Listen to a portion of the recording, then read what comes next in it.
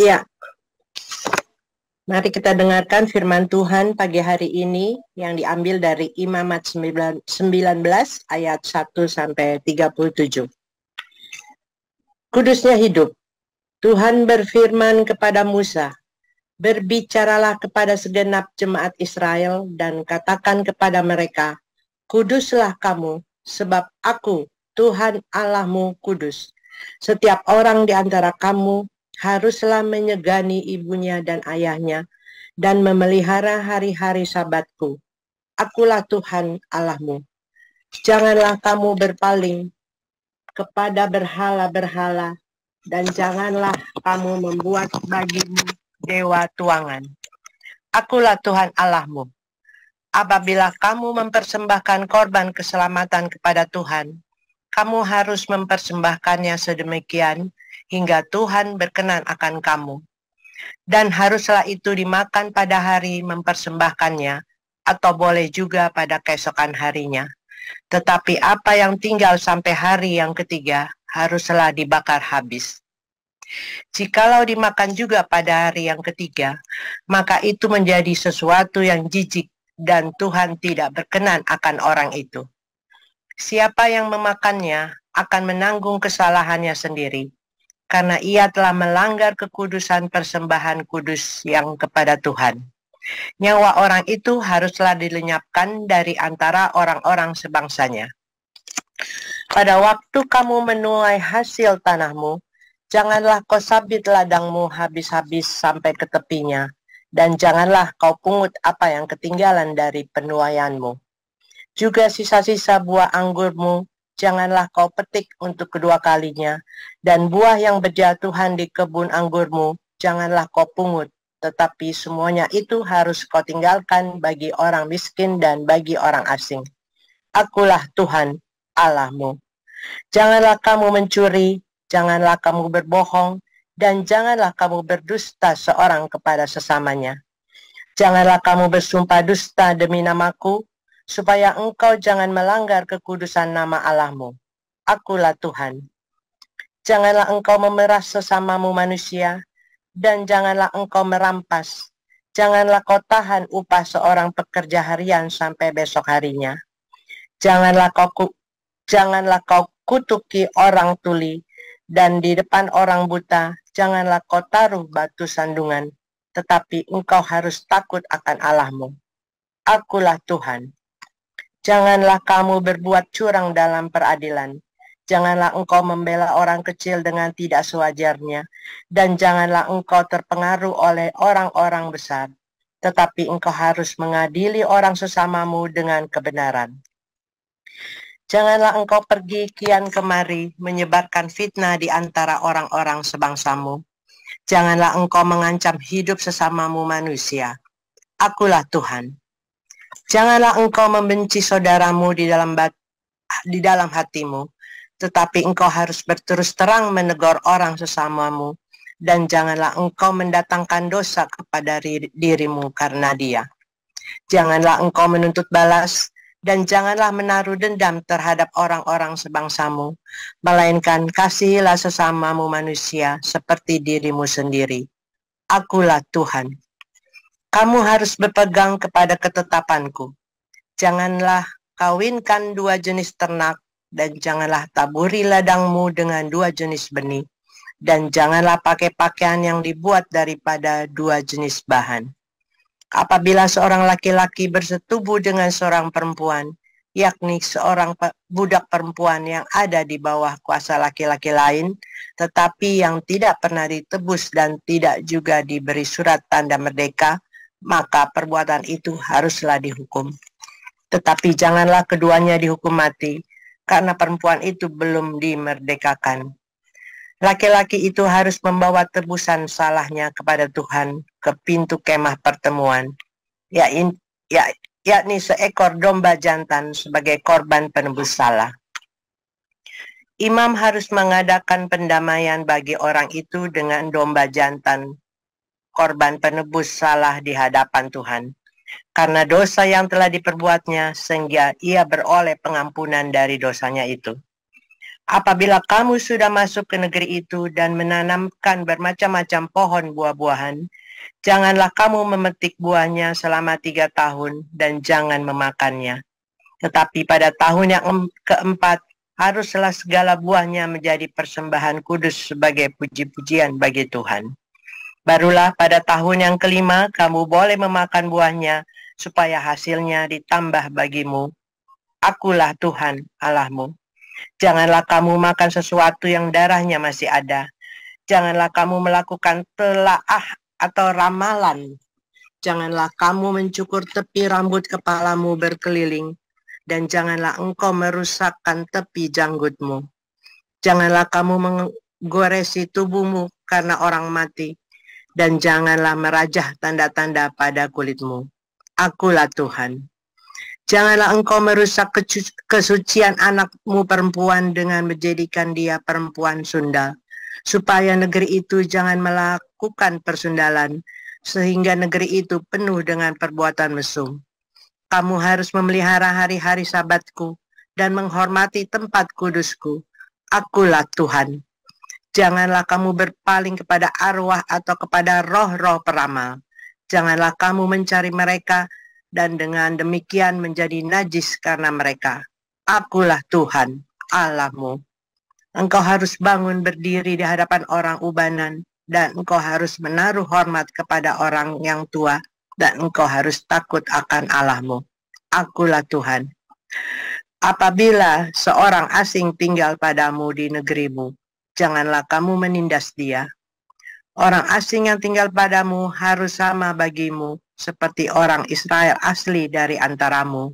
Kasihilah dia seperti dirimu sendiri, karena kamu juga orang asing dahulu di tanah Mesir. Akulah Tuhan Allahmu. Janganlah kamu berbuat curang dalam peradilan, mengenai ukuran, timbangan, dan sukatan. Neraca yang betul, batu timbangan yang betul, eva yang betul, dan hin yang betul haruslah kamu pakai. Akulah Tuhan Allahmu yang membawa kamu keluar dari tanah Mesir. Demikianlah kamu harus berpegang pada segala ketetapanku dan segala peraturanku, serta melakukan semuanya itu. Akulah Tuhan. Amin.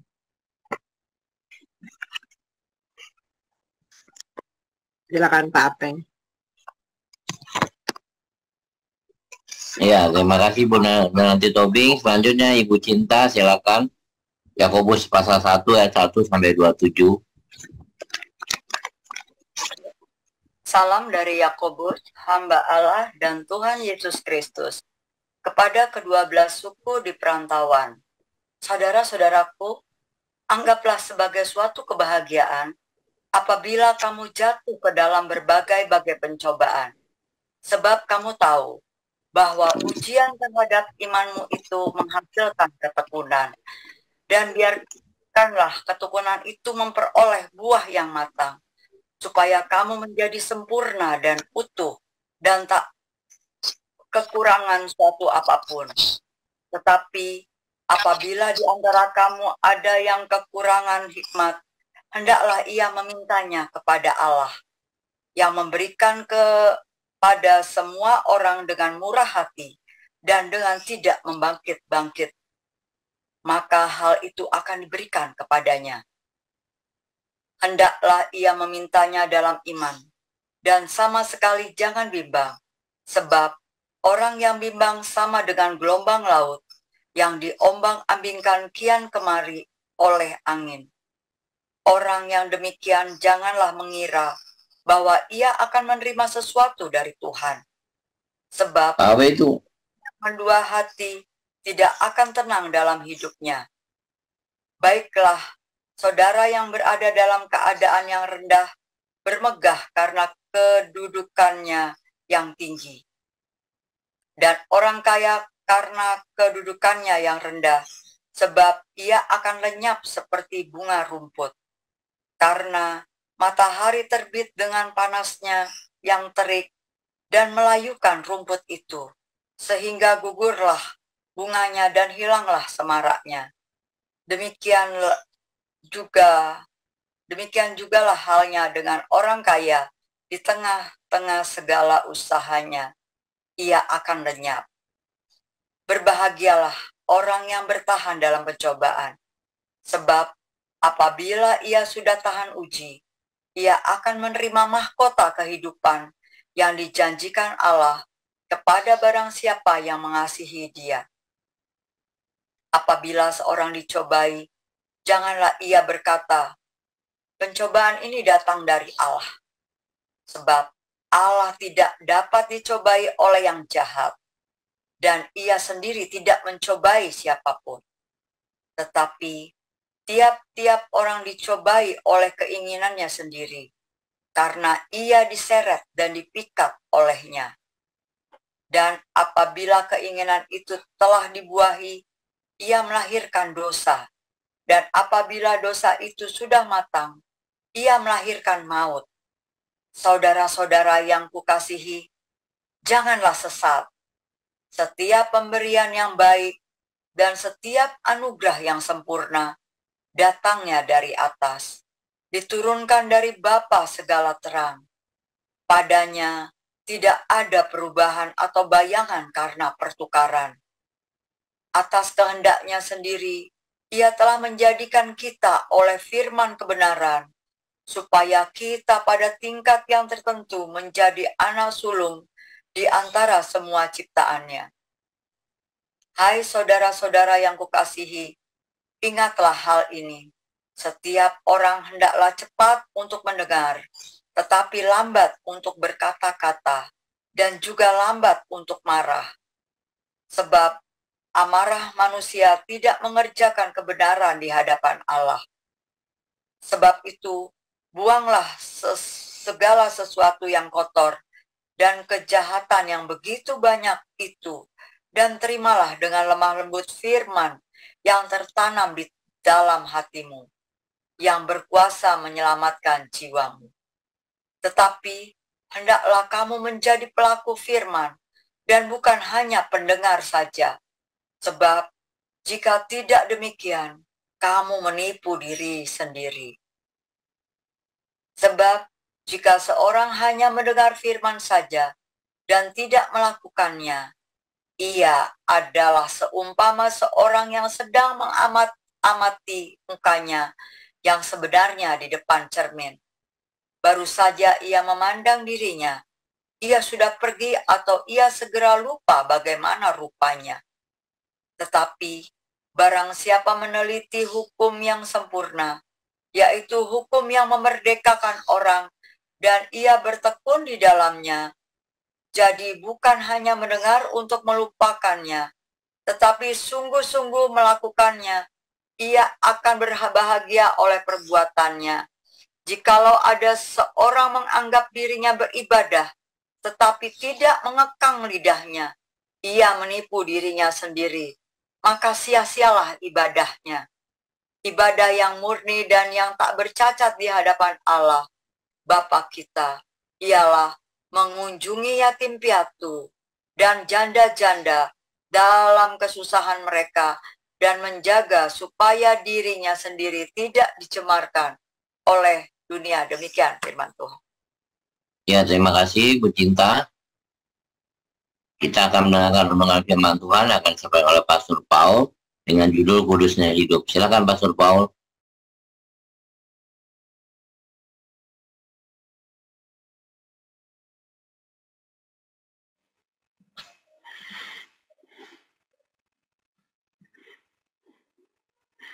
Haleluya, firman Tuhan selalu baru setiap hari ketika kita menanti-nantikan Tuhan dengan kesungguhan hati, dengan penuh cinta, dan hidup di dalam kekudusan. Saudara, kemarin kita sudah belajar ya bagaimana mengapa ada korban darah, ada anak domba yang taat, yang taruh di kuping, Shema, supaya kita mendengar dan taat.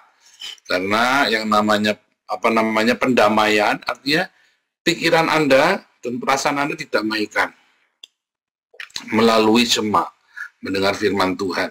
Ketika Anda menerima darah Yesus di dalam hidupmu, artinya Anda juga didamaikan.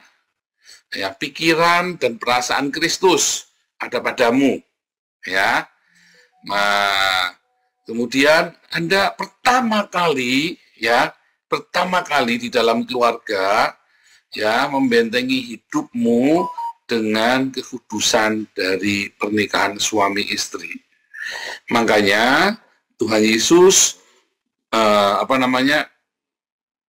Tuhan ya di dalam perjanjian lama di dalam kejadian 2 ayat 8 ya menghendaki manusia itu menikah ya. Mengapa menikah? Supaya dua ini sepakat meminta Tuhan. 2 suami istri dan 3 anak sepakat di dalam nama Yesus Kristus meminta berkat dari surga untuk keluarga. Supaya apa? Supaya setiap orang di dalam keluarga bisa hidup di dalam kekudusan. Ya, jadi keluarga yang baik, keluarga yang solid akan menjaga setiap orang, setiap anggota di dalamnya hidup di dalam kekudusan. Itu seperti lingkaran surgawi. Ya, keluarga yang baik akan menjaga setiap anak-anaknya, setiap orang di dalamnya hidup di dalam kekudusan. Demikian juga kekudusan dari tiap-tiap individu di dalam keluarga akan membuat sebuah keluarga yang kudus. Ya, itu luar biasa ya, kalau Anda mengerti ini. Makanya yang kudus makin kudus, yang cemar makin cemar.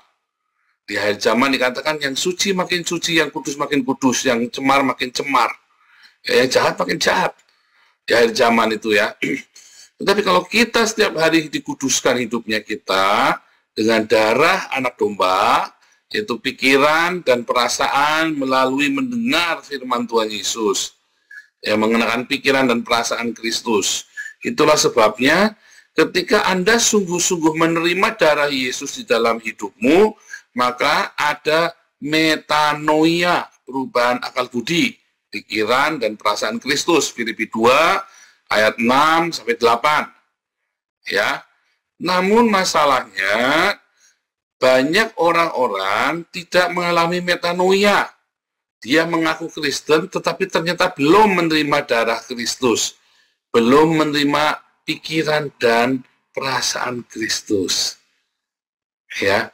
Akibatnya apa? Akibatnya firman Tuhan yang begitu mudah, yang begitu simpel untuk menghormati orang tuamu, untuk menjaga hidup dirimu di dalam kekudusan, untuk Anda menjaga perkataanmu agar tidak menyakiti dan menjaga semua apa yang kamu perlukan untuk hidup saling mengasihi menjadi lalai.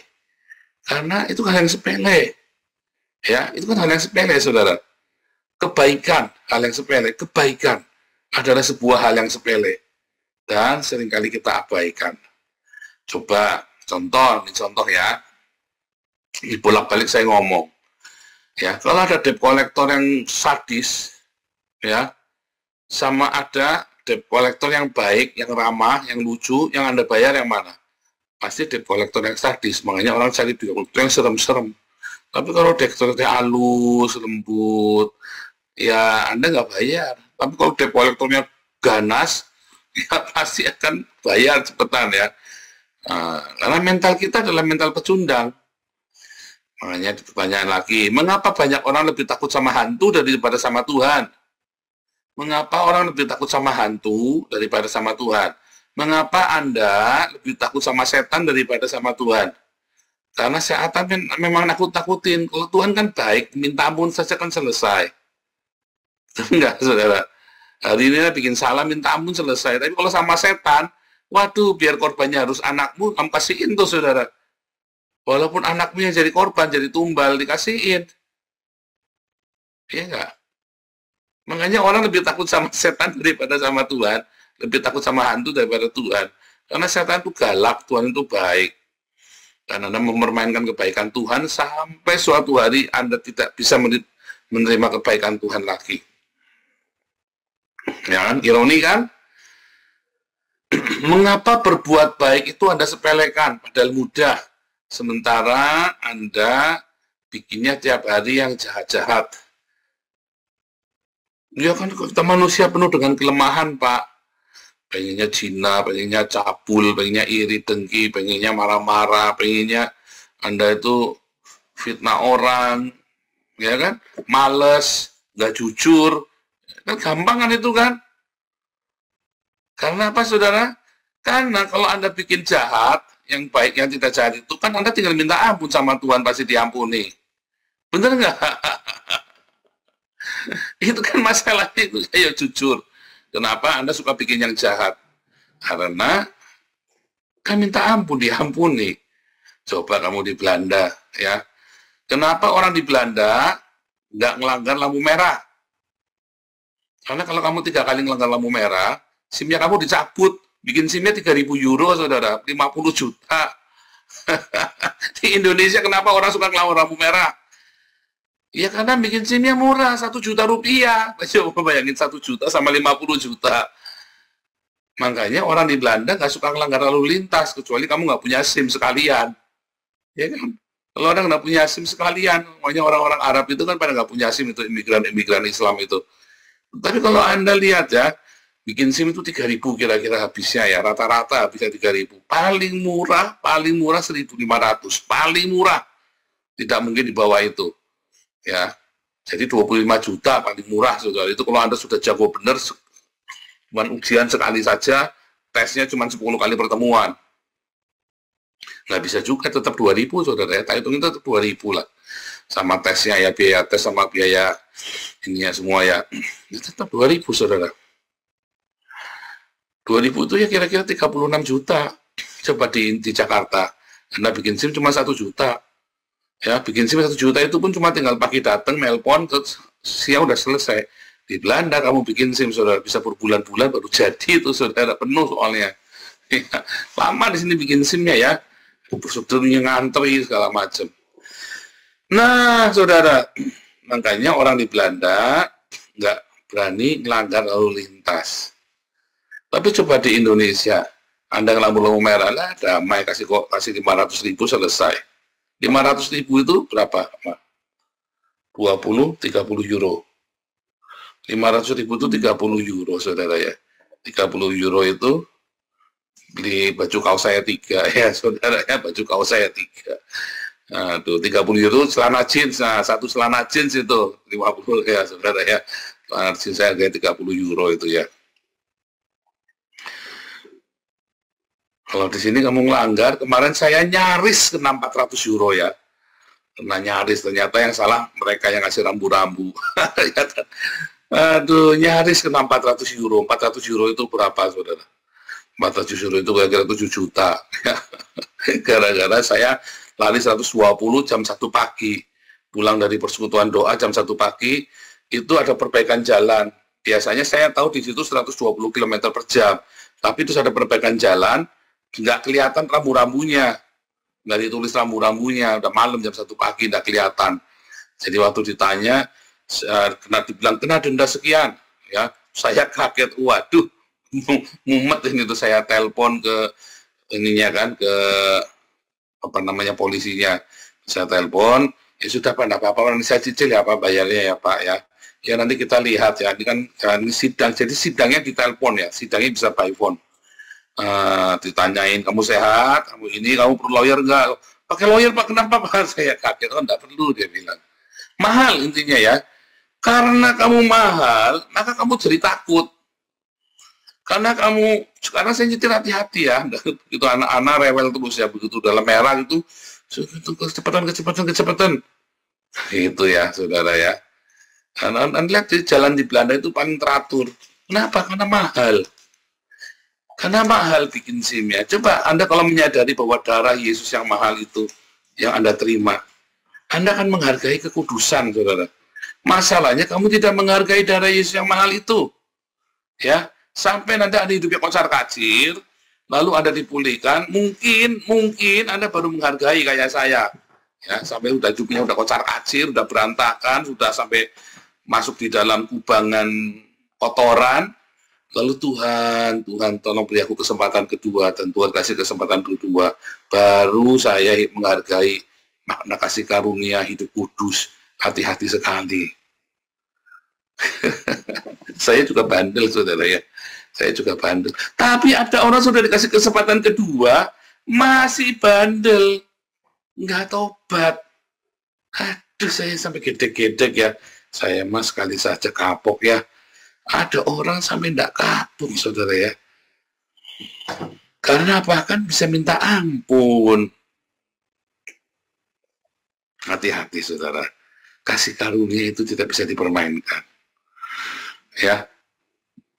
Seringkali karena baik kita mempermainkan kasih karunia, sehingga hidup kita tidak benar. Saudara, Tuhan Yesus Maha Pengampun. Ia sungguh mengampuni kita. Tetapi Anda harus ingat, semua yang kamu tabur, pasti kamu tuai. Dan kalau kamu sudah hidup di dalam kasih karunia, kamu apapun yang kamu tabur, akan kamu tuai 100 kali lipat. Baik itu nabur yang baik, maupun nabur yang jahat. Ketika kita hidup di dalam kekudusan, ya, artinya sebenarnya Tuhan, aku menghargai pengorbananmu di kayu salib. Itu sebenarnya artinya itu, saudara. Aku menghargai betapa mahalnya darah Kristus yang menebus hidupmu. Tapi kalau kamu tidak menyadari sama sekali, maka kamu besok dosa lagi, minta ampun lagi, minta ampun lagi, gampang minta ampun. Anda cuma butuh waktu 1 minggu untuk apa, saudara? Untuk nenangin hati, merasa tidak berdosa. Waktu dosa, hari-hari berdosa, kamu paniknya minta ampun. Merasa bersalah, udah seminggu, udah tenang, perasaan berdosanya sudah hilang. Ya kan? Anda hanya butuh waktu seminggu paling lama untuk menghilangkan rasa berdosa. Ya, kalau kamu berzina, ya butuh waktu setahun buat menghilangkan perasaan bersalah itu. Kalau kamu selingkuh. Ya kan? Ini siapa nih? Ayo yang main-main ini. Kebiasaan host mainan nih. Ya, saudara ya.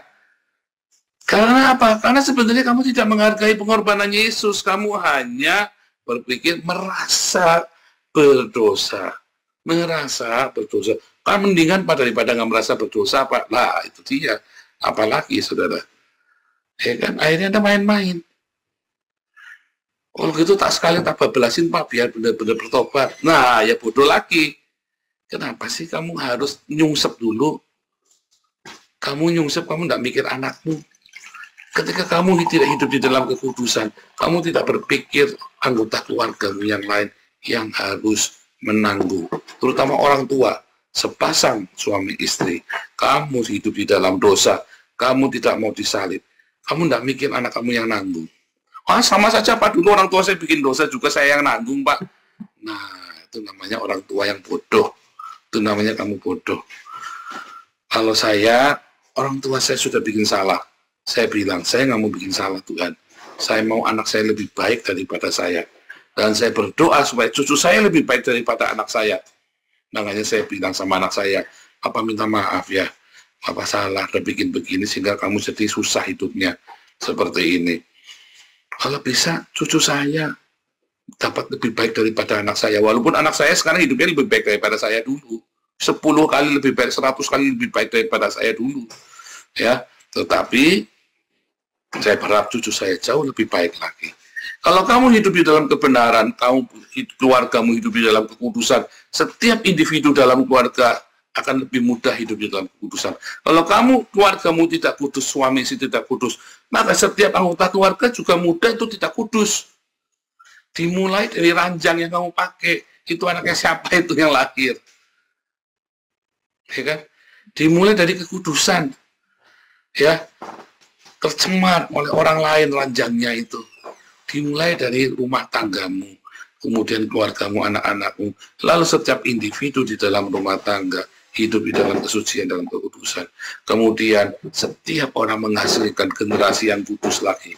Maka semua orang di tempat itu akan ada merasakan hadirat Tuhan. Shekinah glory. Yesus datang dalam awan itu bukan Yesusnya di awan-awan kayak Sunggokong, kayak Dewi Kwan Im, bukan, saudara ya. Tetapi Yesus datang, ada Shekinah glory turun, awan kemuliaan turun, gitu ya.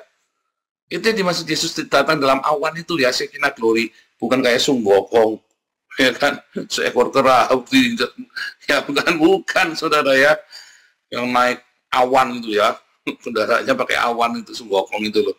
Apa Kwan Im yang kendaraannya pakai awan? Bukan itu ya. Tapi Yesus datang di Bukit Zaitun atau datang dalam hidupmu, lalu Shekinah Glory itu dalam bentuk awan, ya, yang pekat seperti awan. Ya, dan ketika kamu hidup di dalam kekudusan, maka hadirat Allah pun akan melingkup dalam keluargamu, sehingga kamu akan mengalirkan hal yang kudus, dan orang-orang akan dijamah dimenangkan. Banyak orang akan diberkati melalui hidupmu, saudara, melalui komunitas kita, melalui persekutuan doa kita.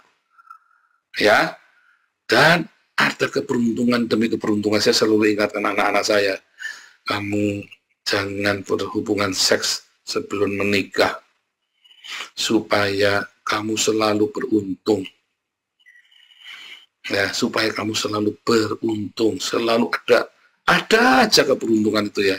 Jangan berhubungan seks sebelum menikah. Karena saya tahu anak-anak saya itu anak-anak yang beruntung, ya. Mereka itu hoki ya, besar anak saya itu ya. Selalu ada aja rezekinya ya. Saya bilang jangan kamu nodai hidupmu. Ya. Ingatkan juga anak-anakmu, saudara ya. Ingatkan, selalu diingatkan setiap hari, sabar ya. Jangan lagi pacaran kamu bawain pentungan, jangan, saudara. Diingatkan selalu. Itu lagi pacaran dibawa pentungan, nanti dia pacarannya di luar. Pacarannya, kalau saya lihat ya, orang-orang Kristen yang cinta Tuhan ya, pacarannya di rumah, orang tuanya lagi ketik di situ, lagi di meja makan gitu ya. Anaknya pacaran sini, banyak dia. Cekikikan, pegangan tangan, begitu ya, nonton TV. Di sini memang begitu, saya pernah lihat itu ya. Ada teman kita juga begitu. Nah, saya juga, kalau kamu marahin nanti anaknya pacarannya di luar. Bahaya, saudara ya. Ya, diingatkan ya, hidup di dalam kekudusan, terus jaga, supaya selalu ada keberuntungan, supaya selalu ada perkenanan Tuhan di dalam hidupmu. Tuhan Yesus memberkati.